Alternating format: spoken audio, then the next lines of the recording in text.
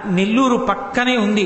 ఇప్పటికీ అక్కడ మహానుభావుడు ప్రజాపతులలో ఒకడైనటువంటి కశ్యప ప్రజాపతి 7 హోమగుండాలు పెట్టి సప్తర్షులతో హోమం చేశాడు. సప్తర్షులతో హోమం చేసినప్పుడు నరసింహస్వామి వారి ఆవిర్భావం అయినప్పుడు ఏ జ్వాల తేజస్సు మొదట వచ్చిందో ఆ తేజస్సు ఆ హోమగుండంలోంచి పైకొచ్చింది. పైకొచ్చి దూరంగా వెళ్లి ఒక గుహలోకి చేరిపోయింది. ఆ గుహలోకి వెళ్లి కశ్యప ప్రజాపతి చూస్తే యోగ నరసింహస్వామి కనిపించారు. యోగ నరసింహస్వామిని ఆయనే కశ్యప ప్రజాపతే మొదటి పూజ చేసి ప్రతిష్ఠ చేశారు.